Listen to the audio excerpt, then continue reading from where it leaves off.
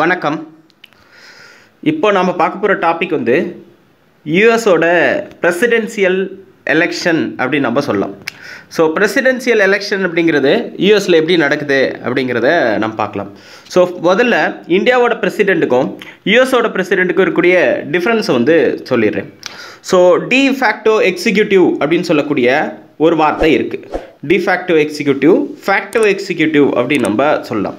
So மறைமுகமான ஆட்சியாளர், நேர்முகமான ஆட்சியாளர் அப்படின்னு நம்ம சொல்லலாம். ஸோ யூஎஸை பொறுத்த வரைக்கும் அவங்க தேர்ந்தெடுக்கக்கூடிய முக்கியமான அந்த பிரசிடென்ட் போஸ்ட்டு தான் அங்கே வந்து பிரைம், ரொம்ப முக்கியமானது. ஸோ அவர் தான் பார்த்திங்க அப்படின்னா எக்ஸிக்யூட்டிவ் ஆப்ரேஷன்ஸை கண்ட்ரோல் பண்ணுவார் அப்படின்னு நம்ம சொல்லலாம். ஸோ ஆனால் இந்தியாவை பொறுத்த வரைக்கும் பிரைம் மினிஸ்டர் அப்படிங்கிற போஸ்ட் தான் ரொம்ப முக்கியமானது அப்படின்னு நம்ம சொல்லலாம். ஸோ பிரைம் மினிஸ்டருக்கு மேலே பிரசிடென்ட் அப்படிங்கிற ஒருத்தரை வந்து இன்டைரக்ட் எலெக்ஷனில் நம்ம தேர்ந்தெடுத்திருப்போம். ஸோ அந்த இன்டைரக்ட் எலெக்ஷனில் தேர்ந்தெடுக்கப்பட்ட பிரசிடென்ட்டு என்ன பண்ணுவார் அப்படின்னா இந்த எக்ஸிக்யூட்டிவை வந்து ஃபங்க்ஷன் பண்ணுவார். இருந்தாலும் இந்த டிஃபேக்டோ எக்ஸிக்யூட்டிவ் அப்படின்னா பிரைம் மினிஸ்டர் தான். ஸோ அவர் என்ன முடிவு பண்ணுறாரோ அதுக்கு வந்து பிரசிடெண்ட் வந்து அதுக்கு தகுந்தார் மாதிரி செயல்பட வேண்டும் அப்படிங்கிறது இந்தியாவில் இருக்கக்கூடிய ப்ரொசீஜர் அப்படின்னு நம்ம சொல்லலாம். ஆனால் அமெரிக்காவை பொறுத்த வரைக்கும் யூஎஸ்ஏல பிரைம் மினிஸ்டர் அப்படிங்கிற போஸ்ட்டே கிடையாது. அவங்களுக்கு வந்து பிரசிடெண்ட் அப்படிங்கிற ஒரு போஸ்ட் தான் இருக்குது. அந்த பிரசிடெண்ட்டுக்கு வந்து எப்படி வந்து எலெக்ஷன் நடத்துகிறாங்க அப்படிங்கிறத பார்க்கலாம். சரி, ஓகே. பை பார்ட்டி சிஸ்டம் அப்படின்னா என்ன? By party system. ஸோ ஒரு கண்ட்ரியில் ரெண்டு கட்சி மட்டும் இருந்துச்சுன்னா அது வந்து பை பார்ட்டி சிஸ்டம் அப்படின்னு நம்ம சொல்லலாம். ஸோ அமெரிக்காவிலேயும் அதே மாதிரி தான் ரெண்டு பிரைமரி பார்ட்டி தான் இருக்குது. ஒன்று வந்து ரிப்பப்ளிக்கன் பார்ட்டின்னு சொல்லுவாங்க, செகண்ட் ஒன்று வந்து டெமோக்ராட்ஸ் அப்படின்னு நம்ம சொல்லலாம். ரிப்பப்ளிக்கன் அப்படிங்கிறது வந்து பார்த்திங்க அப்படின்னா குடியரசு கட்சி அப்படின்னு நம்ம சொல்லலாம். அதே மாதிரி வந்து டெமோக்ராட்ஸ் அப்படிங்கிறது ஜனநாயக கட்சி அப்படின்னு நம்ம தமிழில் வந்து குறிப்பிடுறோம். சரி, ஓகே. ஸோ இது ரெண்டு பார்ட்டி தான் இருக்கா அப்படின்னு சொல்லி பார்த்தீங்கன்னா கிடையாது. இதற்கு மேற்பட்ட பார்ட்டிகள் இருக்குது. ஆனால் அவங்க 1% வாக்கு கூட வாங்கிறது கிடையாது. அப்போ எமினண்டாக கிடையாது. அப்போ பிரைம் கண்டஸ்டில் மிக முக்கியமான போட்டியில் இருக்கக்கூடியவர்கள் பார்த்தீங்கன்னா ரிப்பப்ளிக்கன் பார்ட்டி, அதுக்கப்புறம் வந்து டெமோக்ராட்டிக் பார்ட்டி அப்படின்னு நம்ம சொல்லலாம். இந்த ரெண்டு பார்ட்டி தான் அதிகமான தேர்தலில் வெற்றி பெற்றிருக்கு அப்படின்னு நம்ம சொல்லலாம். இன்னும் கரெக்டாக சொல்லணும்னா அந்த பிரசிடென்சியல் எலெக்ஷனில் மாறி அவங்க தான் வின் பண்ணியிருக்காங்க. ஒரு சில டைம் வந்து ஒரே கட்சி கூட 2 முறை வந்து வின் பண்ணியிருக்கு அப்படின்னு நம்ம சொல்லலாம். ஸோ அப்போது மேஜரான ஓட்ஸை வாங்கக்கூடிய 2 பிரைமரி பார்ட்டிஸ் இருக்குது. ஸோ அதனால் நம்ம அதை என்ன சொல்கிறோம் அப்படின்னா என்ன சொல்லுவோம் அப்படின்னா இதுதான் வந்து பை பார்ட்டி சிஸ்டம் அப்படின்னு நம்ம மென்ஷன் பண்ணுறோம். சரி, ஓகே. ஜிஓபின்னா என்ன? ஜிஓபி அப்படின்னா கிராண்ட் ஓல்டு பார்ட்டி அப்படின்னு நம்ம சொல்லலாம். ஸோ கிராண்ட் ஓல்டு பார்ட்டி அப்படின்னா கிட்டத்தட்ட ஒரு 150 வருஷமாக இருக்கக்கூடிய ஒரு பார்ட்டி, அல்லது அதுக்கு மேலே வந்து ரொம்ப பழங்காலத்திலேருந்தே இருக்குது அந்த பார்ட்டி அப்படின்னா அது வந்து கிராண்ட் ஓல்டு பார்ட்டி அப்படின்னு வந்து சொல்லுவாங்க. ஸோ அதன் அடிப்படையில் பார்க்கும்போது அமெரிக்காவோட ரிப்பப்ளிக்கன் பார்ட்டி அப்படிங்கிறது ஒரு ஜிஓபி அப்படின்னு நம்ம சொல்லலாம். சரி, ஓகே. ஸோ இந்த பார்ட்டியோட ரோல் என்ன, எப்படி வந்து பிரசிடெண்ட் அவங்க தேர்ந்தெடுக்கிறாங்க அப்படிங்கிறத பார்க்கலாம். 2 ஸ்டேஜ் தான். ஃபஸ்ட்டு ஸ்டேஜ் என்ன அப்படின்னா ஒவ்வொரு பார்ட்டியும் தங்களுக்கான கேண்டிடேட்டை அவங்க வந்து அறிவிப்பாங்க. அது எப்படி அறிவிப்பாங்கன்னா அந்த கேண்டிடேட்டுக்குள்ளாரியே ஒரு காம்படிஷன் நடத்தி தன்னோட கட்சியில் இருக்கவங்களே ஓட் பண்ணி அந்த கேண்டிடேட்டை கொண்டு வந்து முன்னாடி நிறுத்துவாங்க. ஸோ அப்போ அந்த 2 கேண்டிடேட்டில் யாரோ ஒருத்தரை வந்து யூஎஸ் பிரசிடெண்ட்டுக்கு வந்து நம்ம தேர்ந்தெடுப்பாங்க அப்படின்னு நம்ம சொல்லலாம்.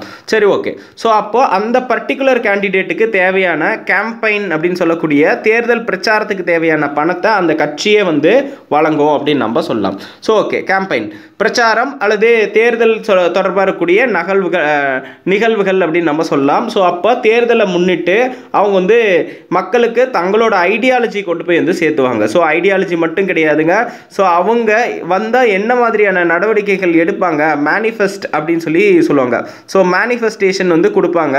ஸோ அவங்க மேனிஃபெஸ்டில் நாங்கள் உறுதிமொழி வந்து இதெல்லாம் கொடுக்குறோம், நாங்கள் இதெல்லாம் செஞ்சு தரோம் அப்படிங்கிற மாதிரியான விஷயங்கள் வந்து இந்த கேம்பெயினில் நடக்கும். சரி, ஓகே.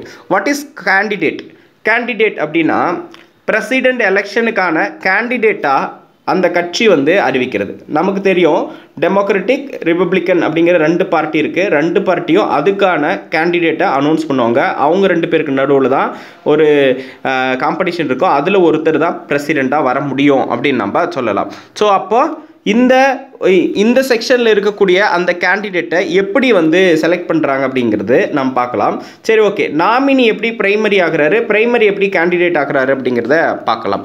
ஸோ இனிஷியலாக கன்வென்ஷன் அப்படின்னு ஒன்று இருக்குது. ஸோ கன்வென்ஷன் அப்படின்னா என்ன அப்படின்னா, ஒரு டெலிகேட்ஸ் இருக்கக்கூடிய கூட்டத்தில் உரையாற்றணும். ஸோ உரையாற்றி தன்னோட பக்கம் தனக்கு இருக்கக்கூடிய பேச்சாற்றலை நிரூபித்து, தன்னோட நிர்வாக ஆற்றலை நிரூபித்து, தன்னை ஒரு பிரைமரியாக கொண்டு வரக்கூடிய விஷயம். சரி, ஓகே. நாமினி கட்சியில் இருக்கக்கூடிய உறுப்பினர்கள் எல்லாத்துக்கிட்டையும் ஒரு குறிப்பிட்ட சதவீத ஓட் வாங்கி அவங்க நாமினியாக வந்து எலெக்ட் ஆவாங்க. ஸோ ஓகே, நாமினியாக வந்துட்டாங்க. நாமினியாக வந்ததுக்கப்புறம் கன்வென்ஷன் சொல்லக்கூடிய மீட்டிங் நடத்துவாங்க. ஸோ கன்வென்ஷன் அப்படிங்கிறது ஒரு கூட்டம். ஸோ இந்தியாவில் இருக்க மாதிரி ஒரு கட்சி மட்டும் ஒரே கூட்டத்தை வந்து நடத்தாது. ஸோ அங்கே இருக்கக்கூடிய கட்சிகள் வந்து 2 கட்சியும் ஒரே மேடையில் விவாதிப்பாங்க. ஸோ என்னென்ன முக்கியமான பிரச்சனைகள் வந்து எதிரெதிர் துருவங்கள் அடுத்தடுத்த வாய்ப்புகளில் விவாதிப்பாங்க அப்படின்னு நம்ம சொல்லலாம். சரி, ஓகே. சரி, கட்சி ஓரியன்டாக இருக்குது. கட்சியில் இருக்கக்கூடிய நாமினிஸ் எல்லாமே ஒவ்வொருத்தராக தங்களோட பாயிண்ட் ஆஃப் வியூவில் தங்களோட எபிலிட்டியை வந்து நிரூபிச்சுட்டே இருப்பாங்க. அங்கே டெலிகேட்ஸ்ன்னு சொல்லக்கூடிய கட்சியோட மிக முக்கியமான பிரதிநிதிகள், ரெப்ரசன்டேட்டிவ்ஸ் வந்து இருப்பாங்க. ஸோ அவங்க டிசைட் பண்ணுவாங்க இந்த நாமினியை நாம் பிரைமரி ஆக்கலாம் அப்படின்னு வந்து சொல்லியிருப்பாங்க. ஸோ அப்போது யூஎஸ்ஏல பார்த்தீங்கன்னா கிட்டத்தட்ட 50 ஸ்டேட் இருக்குது. 50 ஸ்டேட்டில் வேரியஸ் நாமினிஸ் இருப்பாங்க. ஸோ அந்த வேரியஸ் நாமினிஸ்லேருந்து பிரைமரியை வந்து சூஸ் பண்ணுவாங்க. ஸோ அந்த பிரைமரி தான் பின்னாடி பார்த்தீங்க அப்படின்னா கேண்டிடேட்டாக அறிவிக்கப்படுவார் அப்படின்னு நம்ம சொல்லலாம். அப்போ கட்சிக்குள்ளாரே உள்கட்சிக்குள்ளாரே தேர்தல் மாதிரி நடத்தி அடுத்தடுத்த ஸ்டேஜுக்கு ப்ரொமோட் ஆகி ஃபைனலாக தான் வந்து கேண்டிடேட்டுக்கு வருவாங்க. சரி, ஓகே. அந்த யூஎஸ் பிரசிடென்சியல் கேண்டிடேட்டில் காக்கஸ் அப்படின்னு சொல்லக்கூடிய ஒரு டேர்ம் வந்து யூஸ் பண்ணுவாங்க. காக்கஸ்க்கும் பிரைமரிக்கும் என்ன டிஃப்ரெண்ட் அப்படின்னு நம்ம சொல்லலாம். பிரைமரி அப்படிங்கிறவங்க நாமினியாக இருந்து டெலிகேட்ஸை வின் பண்ணி அவங்க வந்து எதுக்கு வருவாங்க அப்படின்னா பிரைமரியாக வந்து அதுக்கப்புறம் கேண்டிடேட் பொசிஷனுக்கு போவாங்க. ஆனால் காக்கஸ் அப்படிங்கிறது என்ன அப்படின்னா தனக்கு இருக்கக்கூடிய எபிலிட்டியை கட்சிக்குள்ளாரியே நிரூபிக்கிறது. ஸோ எனக்கு வந்து இவ்வளோ செல்வாக்கு இருக்குது அப்படிங்கிற அடிப்படையில் அவங்க வந்து நிரூபித்து டைரெக்டாக காக்கஸ் அப்படிங்கிற ஸ்டேட்டஸ்க்கு வந்து அப்புறம் வந்து கேண்டிடேட்டாக அறிவிக்கிறது அப்படின்னு நம்ம சொல்லலாம். சரி, ஓகே. ஹவவர் எப்படி இருந்தாலும் ஒரு சிம்பிளாக நம்ம புரிஞ்சுக்கணும் அப்படின்னா ஒரு கேண்டிடேட் ஆகிறதுக்கு ஃபஸ்ட்டு நாமினி ஆகணும். நாமினி ஆனதுக்கப்புறம் பிரைமரி ஆகணும். பிரைமரி ஆனதுக்கப்புறம் அவங்க கேண்டிடேட்டாக வந்து சொல்லுவாங்க. இப்படி ஸ்டெப் பை ஸ்டெப்பாக போகிறதுக்கு என்ன நடத்துவாங்கன்னா கன்வென்ஷன் நடத்துவாங்க. அந்த கன்வென்ஷனில் டெலிகேட்ஸ் இருப்பாங்க. அந்த டெலிகேட்ஸ் தான் முடிவு பண்ணுவாங்க இவங்க வந்து என்ன பண்ணுவாங்க அப்படின்னா இந்த பிரசிடென்சியல் எலெக்ஷனுக்கு வந்து இவங்க சூட்டபிளான ஆள் அப்படிங்கிறத முடிவு பண்ணுவாங்க. சூப்பர் டெலிகேட்ஸ்னால் என்ன? சூப்பர் டெலிகேட்ஸ் அப்படிங்கிறவங்க கட்சியில் இருக்கக்கூடிய இம்பார்ட்டண்டான நிர்வாகிகள். ஸோ அவங்க கட்சிக்கு எது நல்லதோ அந்த பார்ட்டியில் வின்னிங் கேண்டிடேட் யாரோ அவங்க சூஸ் பண்ணுறதுல மிக தீர்மானமாக இருப்பாங்க. ஸோ அந்த இடத்துல போய் கட்சிக்குள்ளார நம்ம போயிட்டு இன்ஃப்ளூயன்ஸ் பண்ண முடியாது அப்படின்னு நம்ம சொல்லலாம். அப்போ அந்த கட்சிக்குள்ளார இருக்கிறதுலேயே ரொம்ப அதிமுக்கியத்துவம் வாய்ந்த பர்சனாலிட்டியாக இருக்காங்க அப்படின்னு நம்ம சொல்லலாம். சரி, ஓகே. ஸோ அப்போ கேம்பெயின் நடைபெறும். ஸோ கேம்பெயின் அப்படின்னா இந்த கேண்டிடேட்டை அறிவித்ததுக்கு அப்புறம் தேர்தல் பிரச்சாரம் வந்து நடைபெறும். ஒரே மேடையில் கூட பிரச்சாரம் வந்து நடைபெறும். ஸோ 2 பிரசிடென்ட் கேண்டிடேட்ஸ் வந்து ஆப்போசிட்டாக பேசிக்குவாங்க. ஸோ அப்படி பேசும்போது பார்த்தீங்க அப்படின்னா யார் வந்து சிறப்பாக செயல்படுறாங்க அப்படிங்கிறத வச்சு மக்கள் வந்து முடிவு பண்ணிக்கலாம். அப்போ மக்கள் முன்னாடி தன்னோட திறனை தொடர்ந்து நிரூபித்த வண்ணமே இருப்பாங்க அப்படின்னு நம்ம சொல்லலாம். திறனை நிரூபிக்கிறதுக்கு என்ன தேவை? ரிட்டாரிக் அல்லது ரெட்டாரிக் அப்படின்னு சொல்லக்கூடிய ஒரு எலக்வன்ஸ் தேவை. ஸ்பீச்சிங் எலக்வன்ஸ் அப்படின்னு நம்ம சொல்லுவாங்க.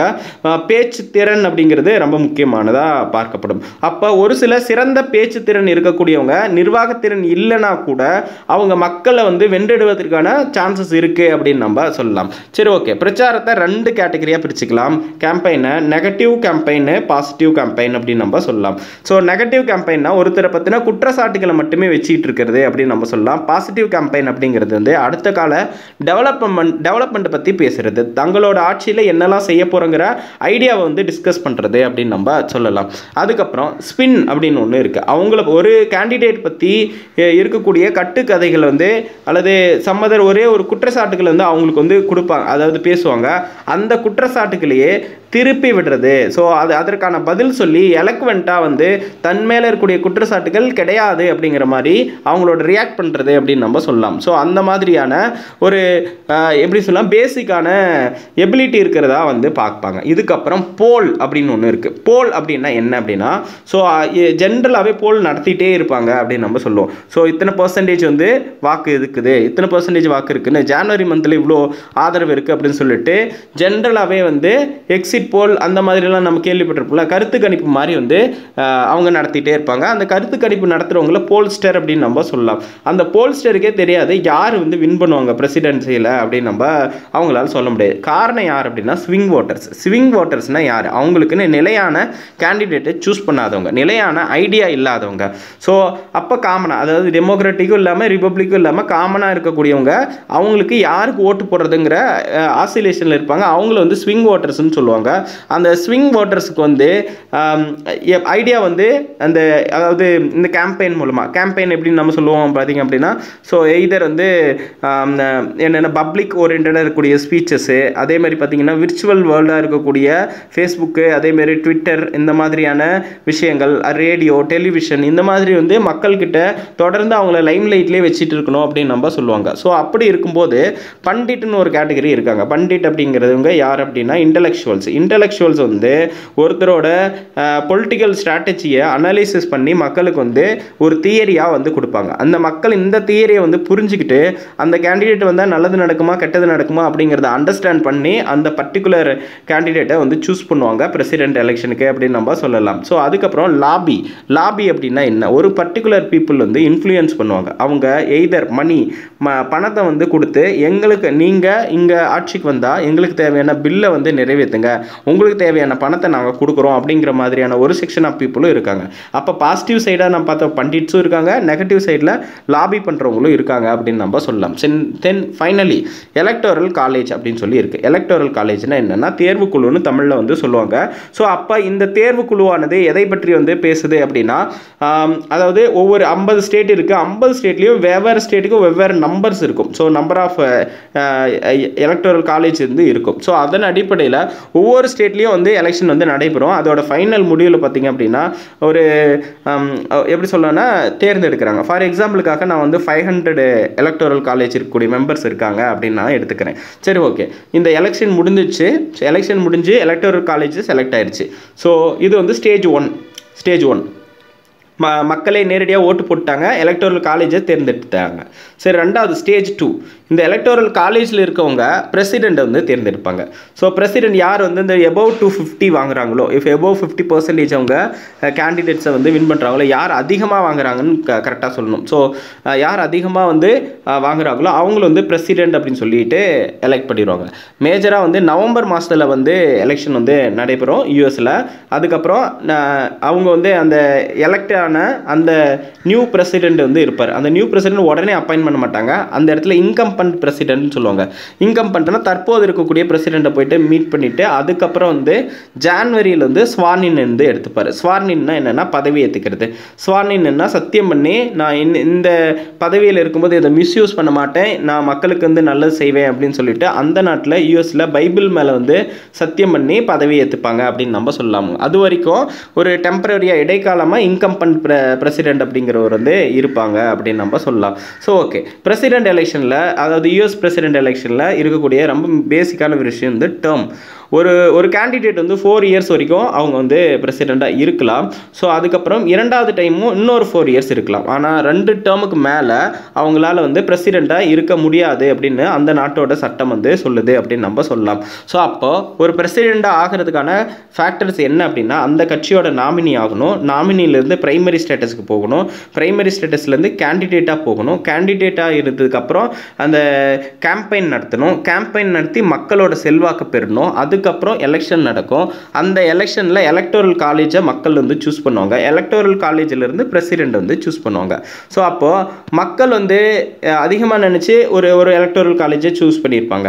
ஸோ அதுக்கு மாறாக ஒரு சில பிரசிடெண்ட் கூட வந்திருப்பாங்க அப்படிங்கிறதையும் நம்ம புரிஞ்சுக்கலாம். ஸோ அப்போது எலக்டோரல் காலேஜ் ஃபைனலாக சூஸ் பண்ணுறது தான் பிரசிடெண்ட் அப்படின்னு நம்ம சொல்லலாம். ஸோ இதுதான் வந்து பார்த்திங்கன்னா யூஎஸ் எலெக்ஷனில் இருக்கக்கூடிய ரொம்ப பேசிக்கான விஷயம் அப்படின்னு சொல்லலாம். நன்றி.